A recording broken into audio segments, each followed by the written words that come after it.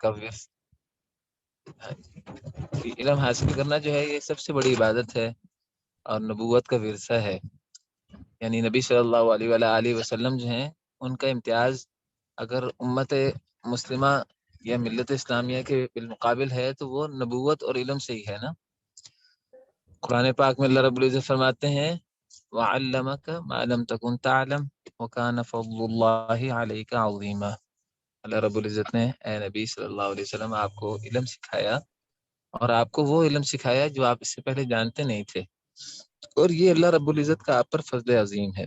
یعنی کسی چیز میں دوسرے پر فائق ہونے کی بنیاد جو ہے قرآن کی اس آیت کی روشنی میں علم کا تفوق ہے. وَكَانَ فَضْلُ اللَّهِ عَلَيْكَ عَظِيمًا. جی میری آواز آ رہی ہے آپ لوگوں کو نا؟ جی شیخ آ رہی ہے. جی استاد محترم. جی تو میں یہ عرض کر رہا تھا کہ علم جو ہے یہ سب سے بڑی دولت ہے اور علوم کے سردار جو ہے وہ دینی علوم ہے. پھر دینی علوم کے جو مرکزی اور اساسی مقام حاصل ہے وہ قرآن پاک اور اس سے متعلقہ علوم ہے. اس وقت عالم غرب کا سب سے بڑا جو کام ہے مستشرقین کا، جو لوگ جو ہے ہمارے دین اسلام پہ حملے کرتے رہتے ہیں، ہمارے دشمن ہیں، دین اسلام کے دشمن ہیں، ان کا سب سے بڑا کام جو ہے اس وقت قرآن پاک کے متن کے بالمقابل اور اس کے خلاف ہے. یعنی وہ حدیث کے خلاف بھی کام کر رہے ہیں، سیرت نبی صلی اللہ علیہ وآلہ وسلم کے خلاف بھی کام کرتے رہتے ہیں. اسی طرح جو ہے فقہ اور تمام جو دینی علوم ہیں ان کے خلاف کام ہے مستشرقین کا.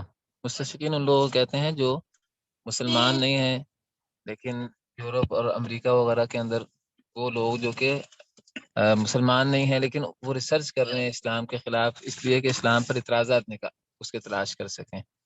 تو ان کا سب سے بڑا جو کام ہے وہ قرآن پاک کے ٹیکسٹ کو اور اس کے متن کو جو ہے محرف ثابت کرنا ہے. اور اس مقصد کے لیے جو ہے انہوں نے تمام توانائیاں صرف کر رکھی ہیں، کیونکہ اگر قرآن کا متن ہی جو ہے وہ محفوظ نہیں رہے گا تو پھر تفسیر اور دیگر تمام پہلو جو ہیں وہ بھی نعوذ باللہ من ذالک ضائع ہو جائیں گے. اسی طرح اگر متن محفوظ نہیں رہتا تو پھر قرآن کی تفسیر حدیث ہے، حدیث کا بھی کوئی ضرورت نہیں رہ جاتی. تو اب جس چیز کے لیے وہ سب سے زیادہ لگے ہوئے ہیں اسی چیز کے لیے ہمیں جو ہے سب سے زیادہ اپنے آپ کو مصروف کرنا ہے اور ہمیں سب سے زیادہ جو ہے اپنی توجہ کو مبذول کرنا ہے. لیکن بدقسمتی سے شیطان جو ہے جو سب سے اہم چیز ہے اس کے بارے میں یہ ذہن میں ڈال دیتا ہے اس کا فائدہ کیا ہے. تو بہرحال یہ جو اب آپ کے نئے سے نئے کورسز ہیں، نئے سے نئے نوعیت کے پروگرام جو ہیں وہ الحمدللہ پیش ہوتے رہتے ہیں. یہ اللہ رب العزت کا خاص فضل ہے کہ اس نے ہمیں توفیق دی ہے کہ ہم آپ کے لیے تیاری کرتے ہیں اور آپ لوگوں کو توفیق دی ہے کہ آپ حصول علم کے لیے وقت نکالتے ہیں. ماشاءاللہ سب سے بڑی اور بنیادی بات یہ ہے کہ آپ کی نیت خالص ہونی چاہیے علم کے حصول کے لیے، قرآن پاک کے حصول کے لیے. چونکہ علم اس کے بغیر یا تو حاصل نہیں ہوتا اور اگر حاصل ہو بھی جائے تو اس میں پھر برکت نہیں ہوتی. تو نیت اپنے خالص کریں، اور نیت خالص کا معنی یہ ہے کہ انسان کی صرف اور صرف سوچ اور مقصد یہ ہو کہ اللہ رب العزت راضی ہو جائے. تو اگر یہ مقصد ہے تو قرآن کے ان علوم کو سیکھنے کا اس سے بڑا کوئی فائدہ نہیں ہے کہ اللہ رب العزت کی رضا ہمیں حاصل ہو جائے گی. اس وقت یہ جو کورس آپ کے لیے انٹروڈیوس کروایا جا رہا ہے یہ اردو زبان میں کسی بھی دینی مدرسہ میں یا آن لائن یا لائیو درجے میں ایسا کوئی کورس اس سے پہلے جو ہے وہ کہیں بھی میرے علم کے مطابق موجود نہیں ہے. اور یہ پہلا کورس ہے جو اس وقت الحمدللہ اس نہج پہ تشکیل دیا گیا ہے. اس کورس کے حوالے سے ہمارے جو بھائی ہیں، میرے خاص ساتھی ہیں، قاری مصطفیٰ راسخ صاحب حافظہ اللہ، ماشاءاللہ ان کی علمی استعداد و قابلیت سے آپ بہنوں میں سے اکثر لوگ واقف ہوں گے کیونکہ انہوں نے ان سے پڑھا بھی ہے ماشاءاللہ علوم القراءت کے سبجیکٹس کو پچھلے 4-6 مہینوں میں. قاری مصطفیٰ صاحب جو ہیں وہ علم القراءت کے مختلف متنوع موضوعات پر 10 سے زائد کتابوں کے مصنف ہیں، اور ان کی ہر کتاب جو ہے وہ اس اعتبار سے بڑی اہمیت کی حامل ہے کہ اردو زبان میں اس نوعیت پر اس سے پہلے سلیبس بک موجود نہیں ہے. ان کی تمام کتابیں سلیبس بک کا درجہ رکھتی ہیں کلیت القرآن اور اس سے متعلقہ تمام اداروں میں. تو اس کورس کے لیے بھی میں نے ان کو اپنے ساتھ اس لیے لیا ساتھی اور بھی سامنے تھے کہ قاری مصطفیٰ صاحب جو ہیں یہ صرف یہ جو قراءات ہیں اس کے ماہر نہیں ہیں، بلکہ الحمدللہ شرعی علوم میں ان کی بڑی دسترس ہے۔ اگر آپ ان سے واقفیت اور رابطہ زیادہ رہتا ہے تو یہ ہماری جو ویب سائٹ ہے محدث فتویٰ کے نام سے، اس کے مفتی ہیں، اور روزانہ کے 4-5 گھنٹے ان کا فتویٰ نویسی میں کے اندر گزرتے ہیں، یعنی یہ مختلف لوگوں کو آن لائن دینی مسائل کا حل بتاتے ہیں۔ تو انشاءاللہ قاری صاحب جو ہیں وہ آپ کے کورس پڑھائیں گے، میں بھی انشاءاللہ شریک ہوں گا، لیکن فی الحال میری ذرا مصروفیات ہیں۔ اصل میں 15 مارچ کو اور 16 مارچ کو 2 روزہ پاکستان میں یونیورسٹی آف لاہور کے اشتراک کے ساتھ ہم ایک انٹرنیشنل قرآن کانفرنس جو ہے وہ کروا رہے ہیں، جس کا عنوان ہے قراءات قرآنیہ جو ہیں، یہ جو ہم اشرا صغریٰ اور کبریٰ وغیرہ پڑھتے ہیں، اس کی حجیت کیا ہے، اس کی اتھینٹیسٹی کیا ہے، اس کی ہسٹوریکل بیس کیا ہے، اور پھر مختلف شرعی علوم پر اس کے اثرات کیا ہیں۔ یہ آپ کا یہی موضوع ہے کہ قراءت کے تفسیر پر کیا اثرات ہیں، تو قراءت قرآنیہ کے شرعی علوم پر اثرات کیا ہیں، یعنی اس قراءت کو سیکھنے سے دوسرے علوم میں کیا فائدہ ہوتا ہے۔ تو یہ اس کا عنوان ہے 2 روزہ کانفرنس کا، جس میں 25 اسلامی ممالک سے 30 کے قریب اسلامی اسکالر جو ہیں تشریف لا رہے ہیں۔ ہمارے جو قرآن کالج کے رئیس الاعلیٰ ہیں، بڑے انچارج ہیں ڈاکٹر احمد عیسیٰ الماسراوی، وہ انشاءاللہ قطر سے تشریف لائیں گے، اور اسی طرح ان کے مقام و مرتبہ کے حامل ہر اسلامی ملک سے جو ہے سینئر رینج جو استاد ہیں وہ انشاءاللہ اس پروگرام کے اندر شریک ہوں گے۔ 2 روزہ پروگرام وہ ہے، پھر 1 روزہ پروگرام ہمارے پاس ہے 14 مارچ کو۔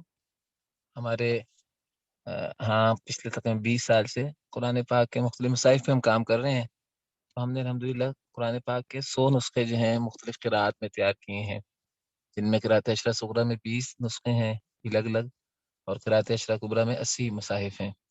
تو الحمدللہ ان کی ہم نے پچھلے جو ہے اس تمام عرصے میں محنت کر کے تیاری کی، پھر اب اس کی طباعت ہم عمل میں لائے ہیں، تو یہ پچھلا مہینہ بڑی محنت اور مصروفیت میں گزرا ہے۔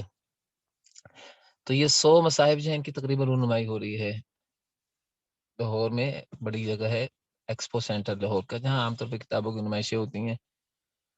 اسی کے ساتھ ہم نے جو ہے رشد کا قراءت نمبر 1، 2 اور 3 تو آپ لوگوں نے دیکھے ہوں گے، چونکہ یہ جو موضوع ہے جس کو آپ پڑھنے جا رہے ہیں، تفسیر القرآن کریم بالقراءۃ العشر المتواترہ یا اثر القراءات القرآنیہ علی التفسیر، تو اس موضوع پر جو ہے اردو زبان میں اس موضوع کو سمجھانے کے لیے ہم نے جو نمبرز نکالے تھے قراءت کے قرآن کالج لاہور کے تحت، وہ 1,000 صفحات میں 3 والیوم تھے۔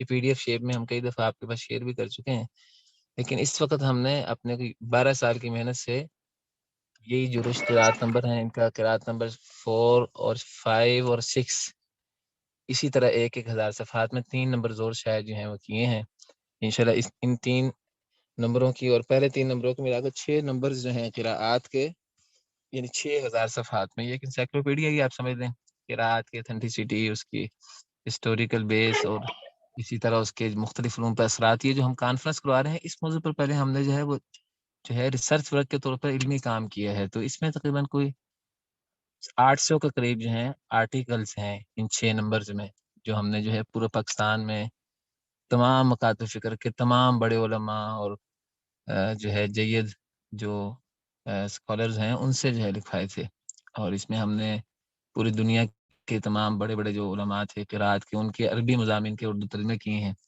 تو بہرحال یہ اصل میں ہمارے ہاں 14 مارچ کو پروگرام ہو رہا ہے، میری اس میں شدید مصروفیت ہے، اور اسی طرح 15-16 کو پھر یونیورسٹی آف لاہور میں پروگرام ہے، اور اس کے بعد پھر 17 کو جو ہے قرآن کالج پھول نگر میں ہم نے پروگرام رکھا ہے، جو الحمدللہ دوسرا بڑا ادارہ ہے قرآن پاک کی خدمت کے حوالے سے، کلیت القرآن کا سیٹ اپ جو ہے جہاں قاری صہیب صاحب چلا رہے ہیں، وہاں پھر انشاءاللہ تمام ہمارے جو پاکستان کے کلیات القرآن ہیں 14 کے قریب اس کے ادارے ہیں، ان کا مشترکہ جو ہے پروگرام ہے، جس میں تمام مہمان شرکت کریں گے۔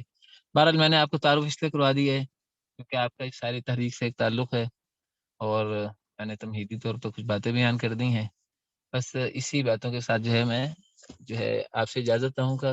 بعد جو ہے قاری مصطفیٰ صاحب بھی شروع کریں گے انشاءاللہ، وہ موجود ہیں ہمارے درمیان۔ میں نے صرف جو ہے آپ کو تعارف کروانا میرا مقصد تھا، اور یہ بتانا مقصد تھا کہ انشاءاللہ 15-16 مارچ کے بعد پھر میں انشاءاللہ فارغ ہوں گا، پھر انشاءاللہ جستا جستا جو ہے وہ آپ کی اس کلاس کے اندر میری بھی شرکت ہوتی رہے گی۔ تو آپ حضرات کو میں پھر ویلکم کر رہا ہوں کہ آپ نے الحمدللہ اپنا وقت نکالا ہے، اور آپ سے میری خاص درخواست ہے کہ اپنی نیت کو خالص کریں بس، کیونکہ کوئی بھی آپ محنت کریں، بہت بڑی محنت بھی ہو، تو اگر اس کے اندر اخلاص نہ ہو تو پھر فائدہ ہی کوئی نہیں ہے۔ اور یہ بات میں آپ کو اس لیے کہہ رہا ہوں کہ مجھے اللہ تعالیٰ نے بہت زیادہ محنت کرنے کی توفیق دی ان چیزوں میں۔ میں اب یہی سوچتا ہوں کہ اتنی محنت کے بعد اگر انسان میں اخلاص ہی نہ ہو تو پھر اتنی بڑی محنت جو ہے وہ ضائع ہو جائے تو مجھے اس سے خوف محسوس ہوتا ہے۔ اس لیے ہر لمحے اپنی نیت کا جائزہ لیتے ہیں اور یہ سوچتے ہیں کہ اللہ رب العزت نے جو اتنی توفیق دی ہے، اتنے کام دیے ہیں، تو ہم کم از کم جو ہے وہ اپنی سوچ اور اپنی جو ہے نیت کو خالص کریں۔ تو آپ تمام لوگ بھی جو ہے نیت خالص کریں۔ انہی الفاظ پر میں اپنی بات کا ختم کرتا ہوں۔ جی، قاری مصطفیٰ صاحب میرے خیال موجود ہیں ہمارے درمیان۔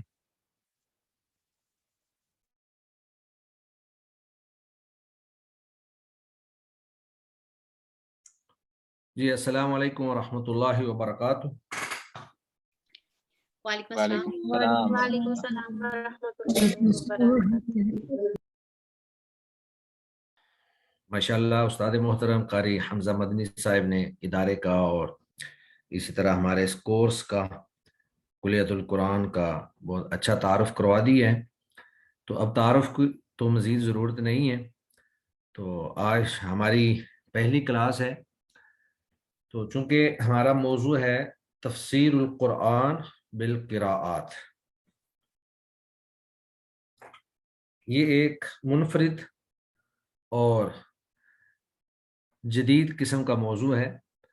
حالات کو سامنے رکھ کر اہل علم نے اس پر بھی محنت کی اور بہت سارا مواد جو ہے وہ اس موضوع پر اکٹھا کیا ہے، لیکن یہ ساری چیزیں ابھی تک نہ تو ایک مرتب انداز میں موجود ہیں اور نہ ہی یہ اردو زبان کے اندر موجود ہیں۔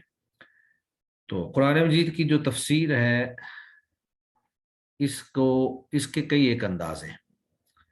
بعض لوگوں نے قرآن مجید کی تفسیر جو ہے وہ لغت سے کی، بعض نے تفسیر بالرائے یعنی اجتہادی تفسیر جس کو کہتے ہیں اس کو سامنے رکھ کر تفسیر کی۔ یہ الگ بات ہے کہ اس میں سے بہت ساری تفاسیر ایسی بھی ہیں جو تفسیر بالرائے مضموم کے زمرے میں آتی ہیں کہ انسان صرف اپنی رائے کو ہی سامنے رکھے اور نص کو اور نقل کو جو ہے انسان بس پشت ڈال دے۔ تو اسی طرح جو تفاسیر لکھی گئیں اس کو کہتے ہیں تفسیر بالمنقول یعنی احادیث کی روشنی میں۔ تو تفاسیر کے کئی ایک متنوع انداز ہیں، کسی نے کسی انداز میں تفسیر لکھی، کسی نے کسی انداز میں تفسیر لکھی۔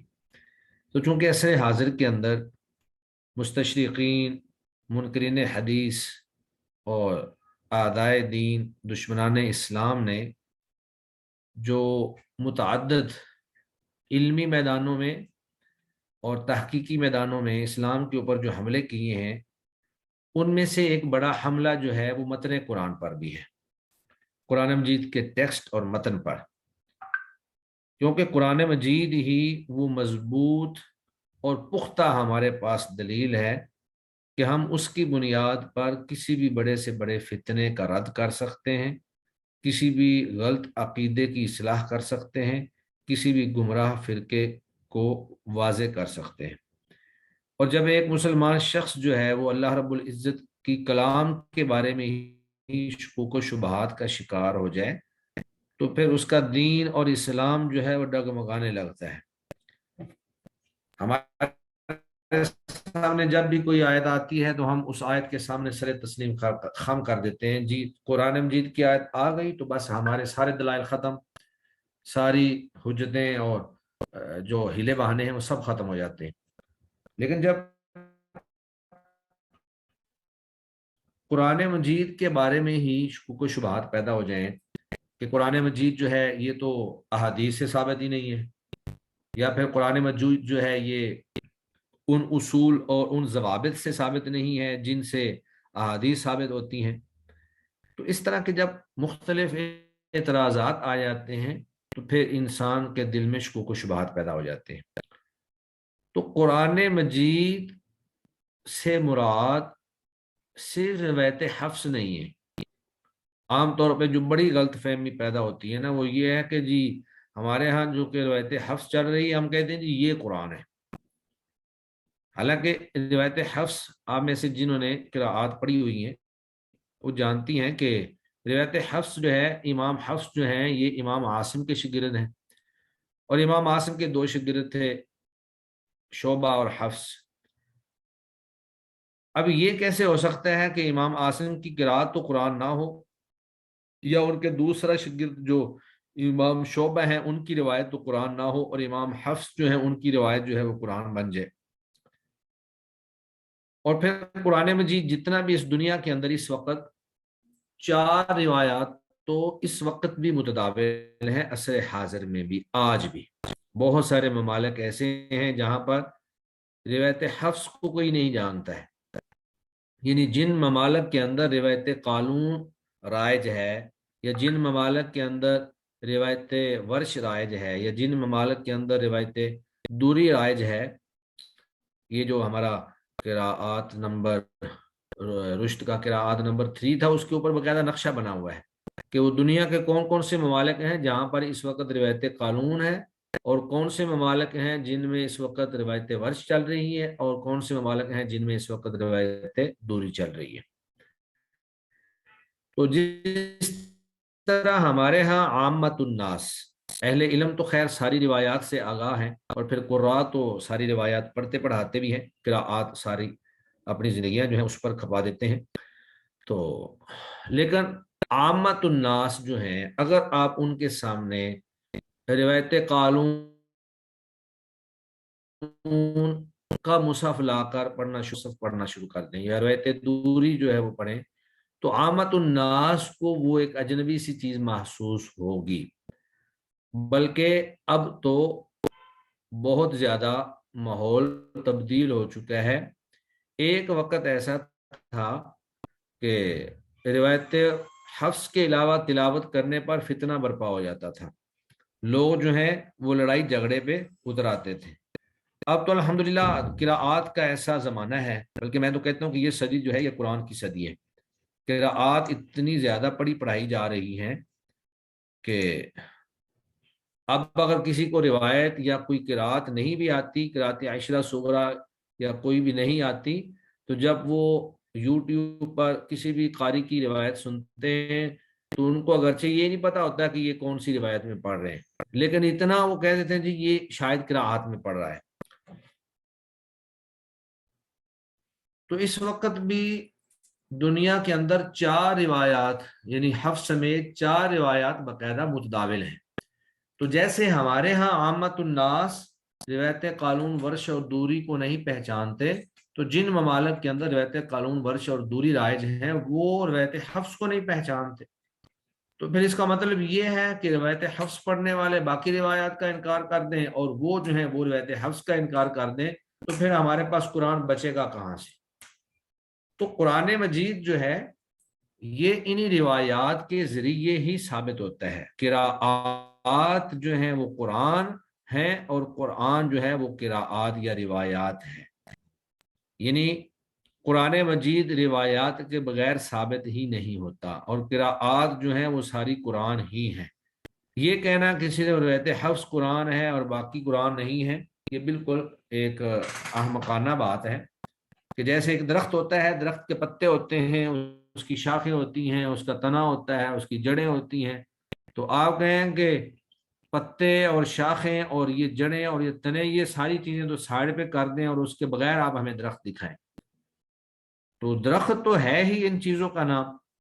تو قرآن مجید جو ہے وہ یہی روایات ہی قرآن مجید ہیں، اگر روایات کو آپ سائڈ پہ کر دیں تو پھر آپ قرآن مجید کو کہیں سے تلاش نہیں کر سکتے ہیں۔ اور یہ قراءات قرآنیہ آپ صلی اللہ علیہ وآلہ وسلم صحابہ کرام کو باقاعدہ سکھایا کرتے تھے۔ اللہ کے نبی صلی اللہ علیہ وسلم کی حدیث مبارکہ ہے انزل القرآن علی 7 احرف، کہ اللہ تعالیٰ نے قرآن مجید کو 7 حروف پر نازل فرمایا ہے۔ اب یہ 7 حروف پہلے اللہ نے ایک حرف پر نازل کیا، اس کے بعد پھر اللہ رب العزت سے آپ صلی اللہ علیہ وآلہ وسلم نے آسانی اور سہولت کی درخواست کی، انہون علی امتی، کہ میری امت پر آپ آسانی کر دیں، کیونکہ میری امت جو ہے وہ ایک حرف پر پڑھنے کی طاقت نہیں رکھتی، تو اللہ تعالیٰ نے 2 میں اجازت دے دی۔ اللہ کے نبی نے مزید درخواست کی تو اللہ تعالیٰ نے 3 میں اجازت دے دی، حتیٰ کہ 7 تک یہ معاملہ پہنچ گیا۔ اور رسول اللہ صلی اللہ علیہ وآلہ وسلم کے دور میں کئی ایک ایسی چیزیں سامنے آئیں، کئی ایک واقعات بھی ایسے سامنے آئے کہ جن سے صحابہ کرام میں تو اختلاف ہوا، لیکن اس اختلاف کا جب نتیجہ اللہ کے نبی کے سامنے جا کر پیش ہوا تو آپ نے اس کی وضاحت کر کے مزید اطمینان قلبی جو ہے وہ کر دیا۔ حضرت ہشام بن حکیم اور اسی طرح حضرت عمر رضی اللہ تعالی عنہ، ان کا ایک واقعہ معروف ہے۔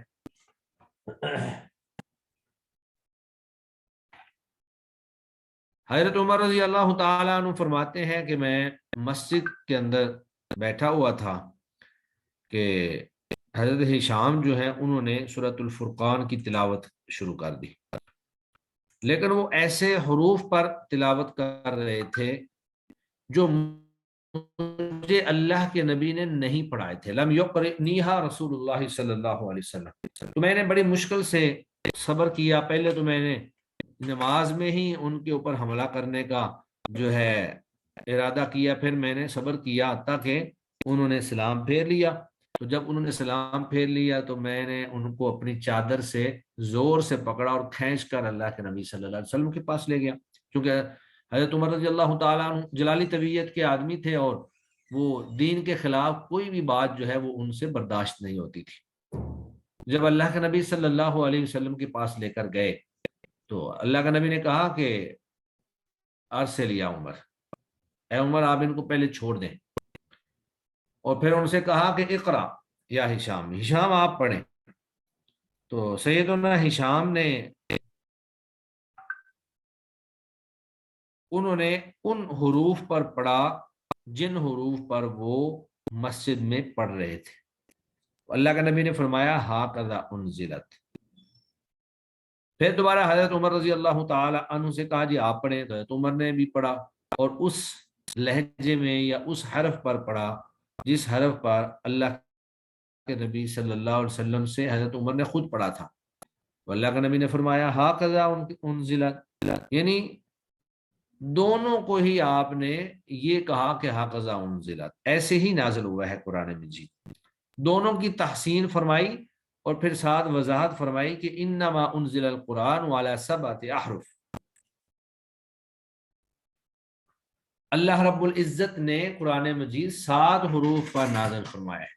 فَأَيُّمَا حَرْفٍ قَرَأُوا عَلَيْهِ أَصَابُوا، کہ ان میں سے آپ جو بھی حرف پڑھیں گے آپ جو ہیں وہ درستگی کو پا لیں گے۔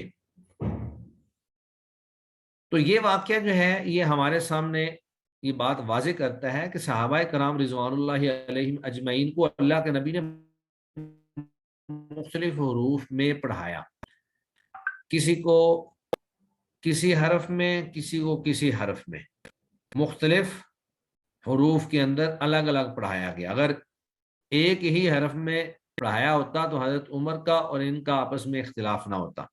ایسے ہی ایک واقعہ حضرت ابی بن کعب رضی اللہ تعالی عنہ کے ساتھ پیش آیا۔ وہ کہتے ہیں کہ میں مسجد میں موجود تھا، ایک شخص آیا، اس نے ایک حرف پر پڑھا، دوسرا آیا اس نے کسی اور پر پڑھا، تیسرا آیا اس نے کسی اور پر پڑھا۔ تو وہ تو بلکہ ان کے تو الفاظ یہ ہیں کہ میرے دل میں قرآن مجید کے بارے میں شکوک و شبہات پیدا ہو گئے۔ ہم سارے اللہ کے نبی کے پاس گئے اور اللہ کے نبی کے سامنے یہ معاملہ پیش کیا، تو اللہ کے نبی نے جب میرا چہرہ دیکھا تو میرے سینے پر ہاتھ مارا اور فرمایا کہ اللہ رب العزت نے قرآن مجید کو 7 حروف پر نازل فرمایا ہے۔ اب قرآن مجید کا نزول 7 حروف پر یہ تو تواتر عملی سے بھی ثابت ہے۔ اصل میں ہمیں اس وقت غلط فہمی پیدا ہو جاتی ہے جب ہم یہ کہتے ہیں کہ قرآن مجید یا قراءات جو ہیں وہ حدیث کے اصولوں کے مطابق ثابت ہونی چاہیے، حالانکہ عملی طور پر قرآن مجید کا ثبوت اتنا معیاری اور اعلیٰ ہے کہ حدیث کوئی بھی جو تواتر سے بھی ثابت ہے، حتیٰ کہ تواتر لفظی سے بھی ثابت ہے، وہ قرآن مجید کے معیار کو نہیں پہنچ سکتی ہے۔ حدیث کے بارے میں یہ ہے جی اس کو کم از کم ایک راوی نے نقل کیا ہو ہر طبقے میں، یا 2 نے کیا ہو، یا 3 نے کیا ہو، یا 10 نے کیا ہو، یا پھر متواتر حدیث کے بارے میں یہ ہوتا ہے کہ اتنی تعداد نے اس کو نقل کیا ہو کہ ان کا جھوٹ پر متفق ہونا محال ہو۔ تو وہ تعداد کتنی ہو سکتی ہے؟ زیادہ سے زیادہ 10 20 50 بس۔ تو ہم وہ 50 کی تعداد تو لے کر بیٹھ گئے کہ قرآن مجید 50 کی تعداد سے ثابت ہو، لیکن حقیقت یہ ہے کہ قرآن مجید ہر طبقے میں 50 نہیں، 50 100 نہیں، 50,000 نہیں، 50 لاکھ لوگوں سے ہر طبقے میں قرآن مجید ثابت ہے۔ یعنی ہر زمانے میں ہر طبقے میں لاکھوں لوگ قرآن مجید کو پڑھ بھی رہے ہوتے ہیں اور پڑھا بھی رہے ہوتے ہیں اور چھپ بھی رہا ہوتا ہے اور اس کی تصحیح بھی ہو رہی ہوتی ہے۔ جتنے صحابہ تھے سارے کے سارے قرآن مجید پڑھنے والے تھے، اور جتنے صحابہ تھے انہوں نے سب نے آگے پڑھایا، اگرچہ کچھ زیادہ معروف ہو گئے، کچھ معروف نہیں ہو سکے۔ پھر آگے جتنے تابعین تھے، یعنی جو بھی کلمہ پڑھتا تھا وہ سب سے پہلے قرآن مجید ہی پڑھتا تھا۔ تو قرآن مجید کو جو نقل کیا گیا ہے وہ اس کو کہتے ہیں تواتر عملی، یعنی عملی تواتر، یا تواتر بھی نہ کہیں، طبقہ ان طبقہ، یہ آپ کہہ لیں کہ پورے کا پورا طبقہ، یعنی پوری اسلامی مملکت یا سب کے سب مسلمان جو ہیں وہ ایک ہی کتاب کی خدمت پر لگے ہوتے ہیں۔ تو عدد تو وہاں شمار کیا جاتا ہے جہاں لاکھوں میں سے چند لوگ کسی علم کی خدمت پہ لگے ہوئے ہوں، لاکھوں میں سے چند لوگ، 50 لوگ، چلیں 100 لوگ، لیکن جس علم پر یا جس کتاب کی حفاظت پر سارے کے سارے ہی مسلمان لگے ہوئے ہوں، اب وہاں پہ کون سوچ سکتا ہے کہ یہ اس کو 50 لوگوں نے کیوں نقل نہیں کیا؟ یہاں تو بھائی 50 لاکھ لوگ نقل کر رہے ہیں۔ اب ہمارے اس زمانے کے اندر آپ دیکھ لیں، بڑے بڑے قراء کو اگر گنا جائے تو ان کی تعداد ہزاروں میں ہے، اور پھر اگر حفاظ کرام کی تعداد کو گنا جائے تو صرف پاکستان کے اندر ہی جو ہے وہ 50 لاکھ کے قریب حفاظ کرام موجود ہیں، اور پوری دنیا کے اندر کروڑوں حفاظ کرام موجود ہیں اس وقت پوری دنیا کے اندر ہمارے اس زمانے میں۔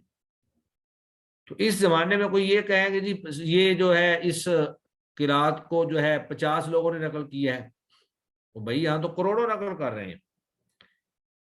باقی رہا مسئلہ احرف کا اور قراءات کا باہمی فرق، تو احرف سے مراد یہ ہے کہ 7 مختلف اختلافات جو ہیں وہ اللہ کے نبی صلی اللہ علیہ وسلم نے آگے پڑھائے۔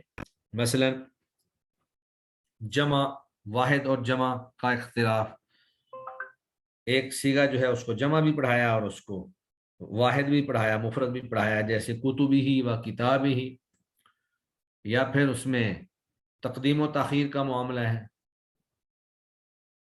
فَيَقْتُلُونَ وَيُقَاتِلُونَ یا فَيُقَاتِلُونَ وَيَقْتُلُونَ، یا پھر اس طرح لہجات ہیں، امالہ ہے، تسہیل ہے، تحقیق ہے، فتح ہے، یہ ساری چیزیں، اور دیگر کئی ایک اختلافات، فعل میں مذکر مؤنث کا اختلاف، تقبل و یقبل، تو یہ 7 انداز جو مختلف ہیں اللہ کے نبی نے وہ 7 پڑھائے۔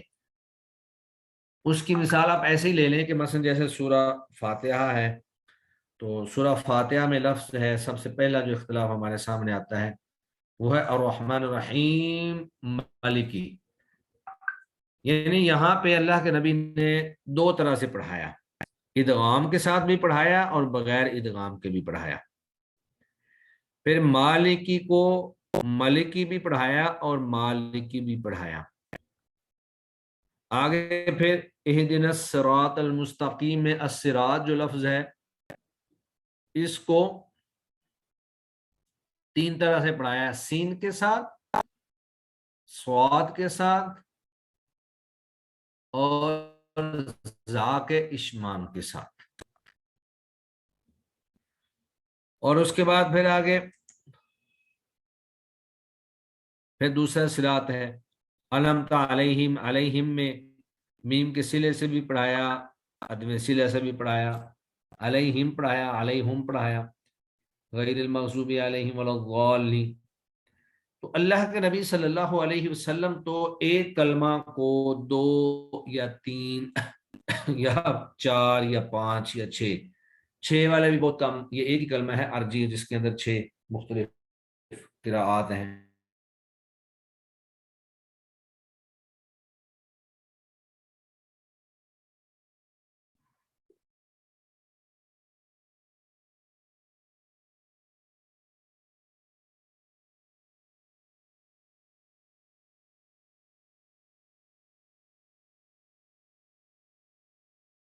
کی پڑھنا چاہے تو پڑھ لے، اس کو اجازت ہے۔ اسی طرح اگر کوئی ادغام سے پڑھنا چاہے تو پڑھ لے، اگر کوئی چاہے تو پڑھ لے، کوئی صلہ سے پڑھے تو بھی ٹھیک ہے، عدم صلہ سے پڑھے تو بھی ٹھیک ہے، میم کے ضمہ سے پڑھے تو بھی ٹھیک ہے، اور میم کے کسرہ سے پڑھے تو بھی ٹھیک ہے۔ تو چونکہ پڑھنے والوں کی تعداد بے شمار تھی، بہت سارے قرات تھے، بہت سارے طلبات تھے، ایک پورا جو ہے علمی ماحول ہوتا تھا، تو اجازت تھی۔ ہمارے سامنے قرات اس انداز میں بنی کہ پھر ہر شخص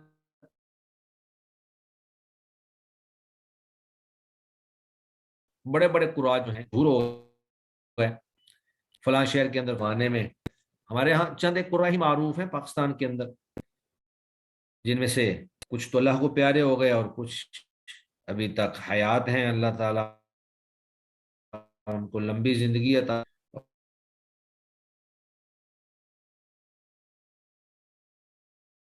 اور ان سے زیادہ جو ہے وہ قرات کرنا بھی قیمتی ہو، اپنے وقت پر اس نے اللہ رب العزت کے پاس جانا ہی ہوتا ہے۔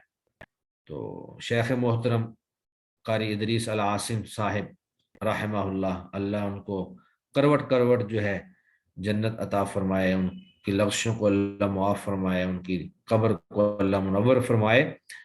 تو قاری ادریس صاحب تھے، قاری یحییٰ رسول نگری صاحب تھے، ابھی قاری ابراہیم میر محمدی حافظہ اللہ قاری صاحب موجود ہیں، چند ایک قراء کو نظر آتے ہیں۔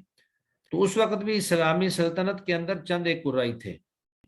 مکہ کے اندر ایک قاری تھے بڑے، امام ابن کثیر تھے، مدینہ کے اندر امام نافع تھے بڑے، اسی طرح شام کے اندر امام ابن عامر شامی تھے، اور پھر اسی طرح بصرہ کے اندر جو ہے امام ابو عمر بصری تھے۔ کوفہ چونکہ اس وقت علم کا مرکز و محور تھا، تو زیادہ تعلیم کا میدان جو ہے کوفہ میں منتقل ہو چکا تھا، تو وہاں پر جو ہے زیادہ قراء کرام موجود ہیں۔ تو سب سے پہلے ان 7 قراء کو جو جمع کیا یا ان کی قراءات کو جمع کیا وہ امام ابن مجاہد ہیں، جنہوں نے یہ کام کیا۔ تو امام ابن مجاہد رحمہ اللہ نے دیکھا کہ انہوں نے چند ایک شرائط لگائیں کہ صرف میں اپنے کتابوں کے اندر انہی قراء یا ان کی روایات کو قراءات کو جمع کروں گا جو بہت زیادہ معروف ہیں اور اپنے علاقے کے اندر وہ شہرت رکھتے ہیں، اور انہوں نے قراءات پڑھانے کے اندر ایک لمبا عرصہ جو ہے وہ خرچ کیا ہے۔ تو بہرحال ان کی نظر میں صرف 7 لوگ ہی آئے، حالانکہ یہ 8 بھی ہو سکتے تھے، 9 بھی ہو سکتے تھے، 6 بھی ہو سکتے تھے، لیکن اتفاق سے 7 ہی ہوئے، اتفاق سے، یہ اتفاق کی بات ہے۔ تو انہوں نے پہلے تو ان میں سے ہر ایک کی روایت جو ہے اس کو الگ الگ جمع کیا، اور بعد میں پھر ایک ہی کتاب کے اندر سب کی قراءات کو جمع کر دیا، جس کا نام انہوں نے کتاب السبع رکھا، کتاب السبع لابن مجاہد۔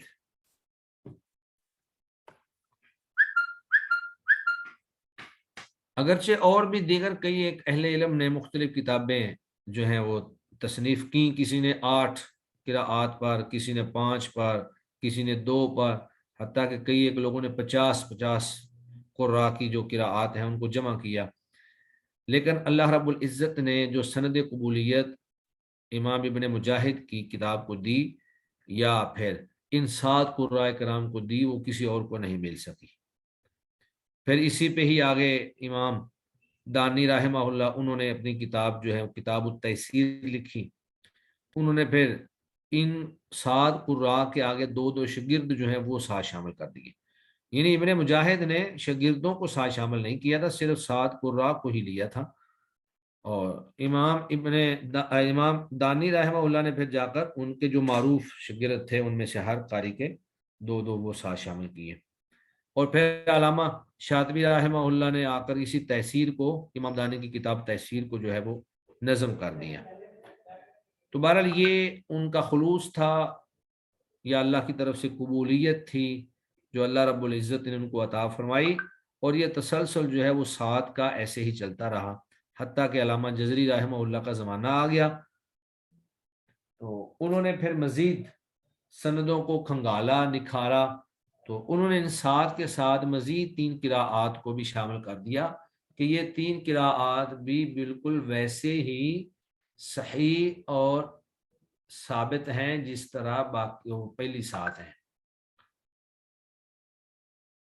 اب سوال یہ پیدا ہوتا ہے کہ نازل تو 7 احرف ہوئے تھے، تو یہ قراءات اتنی کیسے بن گئی؟ تو قراءت دراصل ہر قاری کا اپنا انتخاب ہوتا ہے.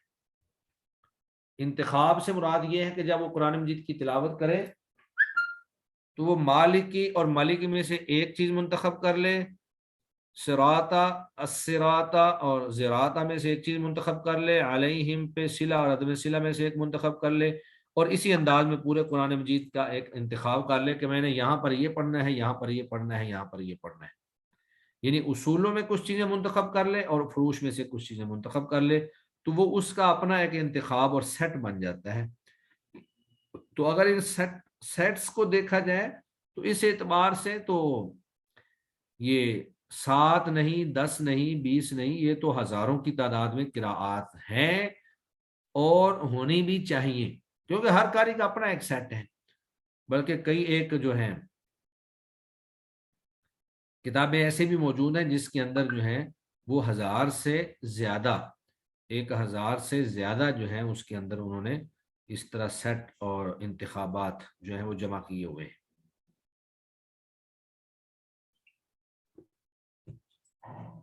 تو 7 احرف اور 7 قراءات یہ ایک اتفاق تھا. کئی ایک لوگوں نے امام ابن مجاہد پر اعتراض بھی کیا کہ آپ کو 7 قراء کو ہی جمع نہیں کرنا چاہیے تھا، یا آپ 6 کر لیتے یا 8 کر لیتے تاکہ 7 قراءات اور 7 احرف جو ہے اس سے لوگوں کو یہ مغالطہ نہ ہو کہ 7 قراءات یہ 7 احرف ہی ہیں. حالانکہ قراءات بے شمار ہیں، اگرچہ ان میں سے جو پابندی کے ساتھ ہم لوگ جو پڑھتے ہیں وہ اگر اشرا صغرا میں لے لیں تو 10 قاری اور ان کے پھر 20 راوی، اور اگر کبرا میں چلے جائیں تو وہ 80 تک چلے جاتے ہیں، یا دیگر کئی ایک اور بھی ہیں جو کتابوں کے اندر موجود ہیں. اور اگر ہم ساری کتابوں کا مطالعہ کریں تو شاید ہمیں اور بھی کئی ایک جو ہیں مل جائیں، موجود ہیں ساری کتابوں کے اندر اور بھی.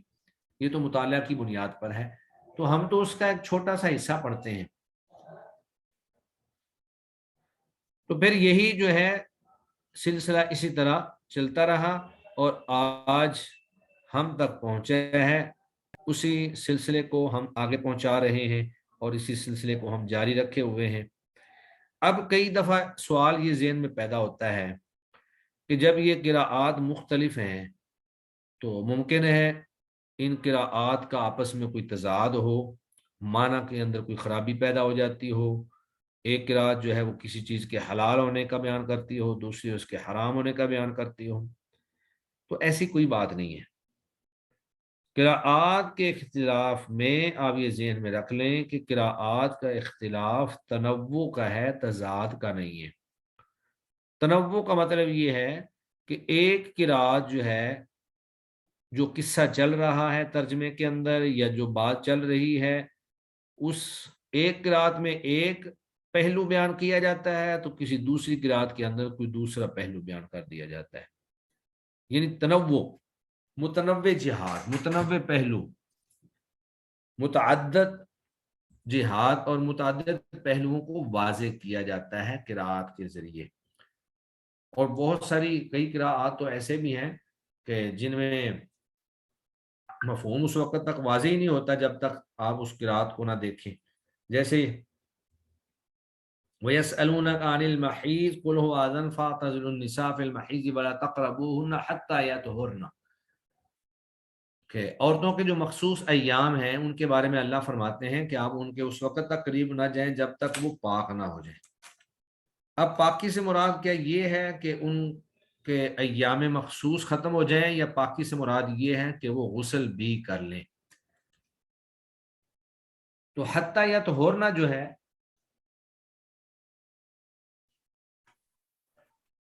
اس کے اندر صرف خون کے رک جانے کا تذکرہ ہے، حتیٰ یا طہورنا، یعنی خون جو ہے وہ رک جائے۔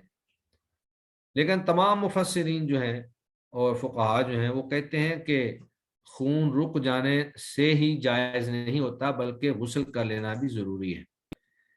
اب وہ حتیٰ یا طہورنا سے غسل کا مفہوم نہیں نکلتا تھا، تو دوسری قرأت جو ہے حتیٰ یطہرنا، یہ جو ہے یہ اس بات پر دلالت کرتی ہے کہ خون کے رک جانے کے بعد وہ غسل بھی کر لیں۔ تو گویا کہ ایک ایسا مسئلہ جو ویسے تو واضح نہیں ہو رہا تھا، لیکن جب دوسری قرأت کو دیکھا تو مفسرین کے لیے ایک موقف کو اپنانے میں آسانی ہو گئی کہ یہ موقف جو ہے یہ زیادہ راجح اور درست ہے۔ تو اسی طرح دیگر کئی ایک معاملات ہیں، مفسرین نے اپنی تفاسیر کے اندر قراءات کو بھی سامنے رکھا ہے۔ اسی طرح مفسرین جو ہیں وہ حافظوا علی الصلوات والصلاۃ الوسطی وقوموا للہ قانتین، اس میں اگرچہ ایک ضعیف روایت کے اندر ایک قراءت ہے، مطلب قراءت قرآن کے اعتبار سے نہیں ہے، تو ویسے روایت صحیح بخاری کے اندر ہی موجود ہے، حافظوا علی الصلوات والصلاۃ الوسطی صلاۃ العصر۔ تو صلاۃ العصر کی وضاحت سے مفسرین کا یہ موقف بنا کہ یہ صلاۃ الوسطی سے مراد نماز عصر ہے۔ تو یہ چونکہ تواتر سے ثابت نہیں ہے، اس لیے بطور قرآن تو ہم یہ صلاۃ العصر کے لفظ نہیں پڑھ سکتے ہیں، لیکن صحیح حدیث کے طور پر اس کو ہم تسلیم کر سکتے ہیں۔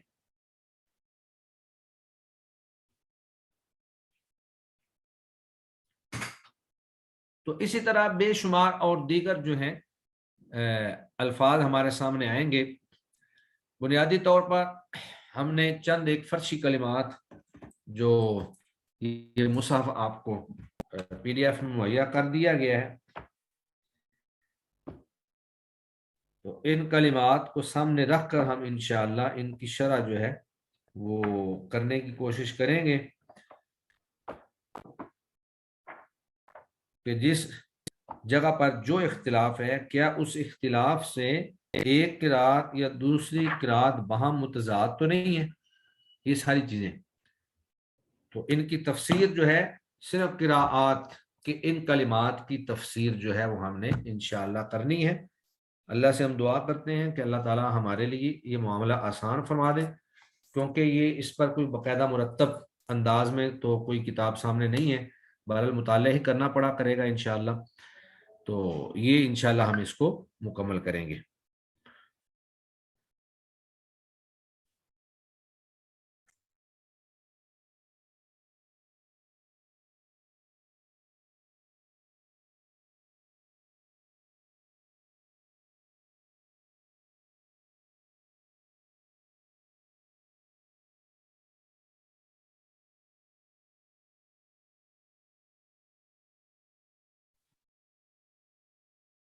السلام علیکم ورحمۃ اللہ۔ شیخ اب ہوگی بس بات ختم ہوگی، میوٹ ہو گئی شیخ۔ اسی انداز میں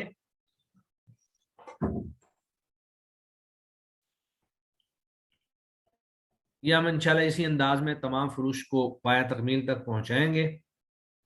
تو آج تو میں نے صرف آپ کے سامنے صرف چند تعارفی کلمات ہی کہے ہیں، تو انشاءاللہ کل سے ہم اس کا آغاز کریں گے۔ اگر کسی کے ذہن میں کوئی کویسچن ہے تو آپ پوچھ سکتے ہیں۔ جی میری آواز آ رہی ہے آپ لوگوں کو؟ جی وعلیکم جی السلام. جی میرا ایک سوال یہ ہے کہ یہ جو آپ نے ابھی ہمیں بتایا کہ اس سلسلے میں کتابوں سے بھی فی الحال استفادہ نہیں ہو سکتا، تو اس زمانے میں میری نظر میں ایک کتاب تھی جو ہم لوگ ابھی پڑھ رہے ہیں، نفقات العاطرہ فی تاجیح القراءۃ العشر المتواترہ کر کے، اس میں ترجمہ بھی مختلف یعنی لغتوں کا بیان کیا گیا، تو کیا ہم اس سے استفادہ کر سکتے ہیں اس کورس کے دوران؟ اس میں میرا خیال شاید لغت کو زیادہ سامنے رکھا گیا ہے، تفاسیر کو سامنے رکھا گیا. میں نے ابھی اس کو اچھی طرح سے دیکھا نہیں ہے. جی دیکھ لیتے ہیں، چلیں اس کو بھی دیکھ لیتے ہیں. اگر اس میں تفاسیر کو بھی سامنے رکھا گیا ہے تو پھر تو بڑی اچھی بات ہے، تو اس کو سامنے رکھ لیں گے. تفاسیر کو جی نہیں اس زیادہ میں رکھا گیا، اس میں نہ صرف لغات ہیں اور صرف پھر لغات. وہ اس کے علاوہ جو ترجمہ ہے، تفاسیر کو نہیں ہے اس میں زیادہ ڈیٹیل میں. جی چلیں انشاءاللہ دیکھتے ہیں، اس کو بھی سامنے رکھتے ہیں، اور بھی نیٹ سے انشاءاللہ دیکھیں گے کئی چیزیں جو ہیں. بہرحال ذہن میں کئی چیزیں ہیں، ان کو دیکھتے ہیں انشاءاللہ. جو بھی چیز سامنے آئی تو اصل چیز تو ہم نے بنیادی طور پر یہی دیکھنا ہے کہ کوئی بھی قراءت جو ہے وہ دوسری قراءت کے متضاد نہیں ہونی چاہیے، اور ہیں بھی نہیں. ہمیں اگر سمجھ نہ آئے تو ایک الگ بات ہے، تو ہم انشاءاللہ اسی انداز میں دیکھیں گے. آپ لوگ بھی دیکھیے، اگر کوئی کتاب عربی میں اگر کوئی مل جائے تو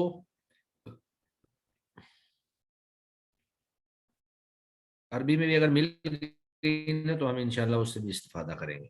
مل جائیں گی انشاءاللہ. اس موضوع پہ لوگوں نے کام تو کافی کیے ہوئے ہیں.